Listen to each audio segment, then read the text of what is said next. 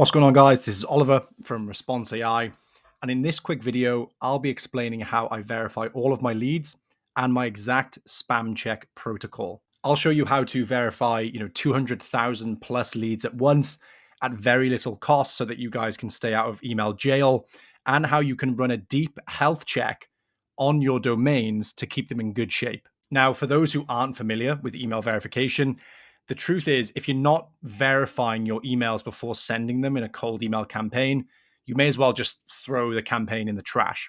It will never perform well, and you'll make zero cash, you'll book zero meetings, etc., because you're just kind of sending cold emails into a black hole. Email verification handles a few things. You've got bounce rates. So Google and Yahoo's recent updates, to spam filters and deliverability were extremely harsh. If you don't play by their rules now, and your bounce rate is higher than like 1 to 2%, meaning, you send 100 emails and say 1 or 2 bounce, your domains are going to get flagged quick and burned in just a few weeks of sending cold emails. And then your domains are useless. So it costs a lot of time and cash, trust me, to keep replenishing burnt domains, especially if you don't have some kind of snazzy back-end structure. If you're just buying Google domains and setting them up with Workspace or Outlook, it costs a shit ton of money. So after sending like a million cold emails, there's a few broader sort of tips that I have. So send 20 to 25 emails per day. I'm dead serious, not 50, not 100, not 200,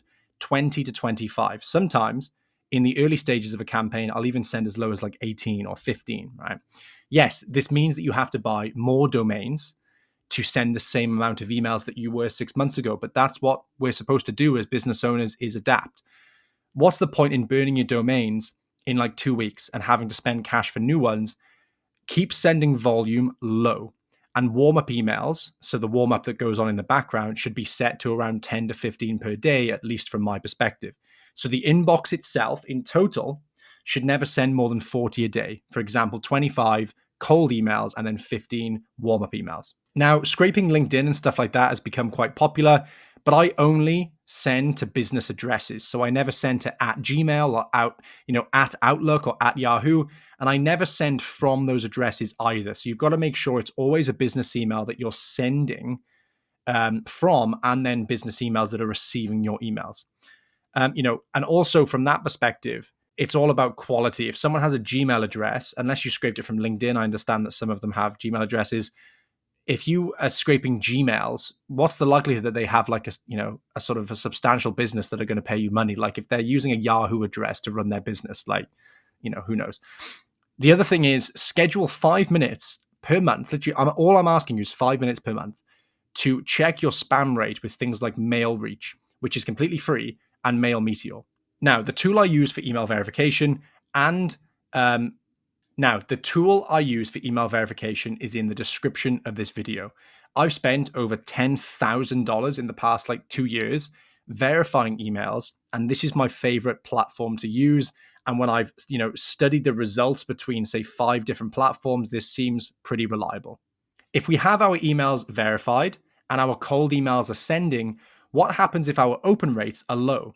I always test my domains with a free tool called MailReach, which helps you test for inbox placement across dozens of providers. In other words, are people from different company, ESPs like Yahoo, Google, Outlook, etc., are they even receiving my emails?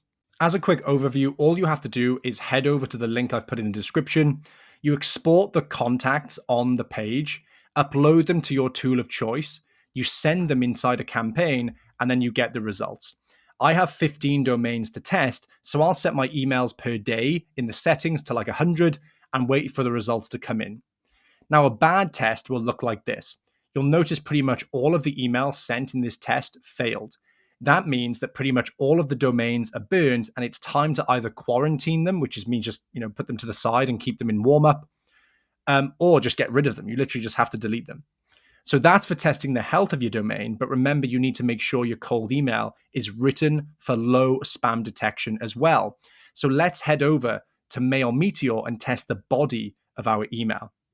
Mail Meteor will flag spam-related words about money, business, fraud, etc., and tell you where you're going wrong. Now, this tool seems gimmicky, but it really matters because spam detection bots and algorithms used by Google, Yahoo, Outlook, etc. They're always looking for spam words and triggers like money, free, dollar signs, guaranteed, etc. And Mail Meteor tells you what's up with your copy and the likelihood of it going to spam.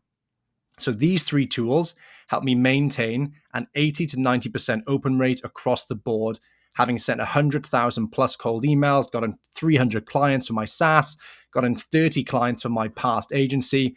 You've got to try them out. And if you want to sign up to the email verification tool through my link, the link is in the description.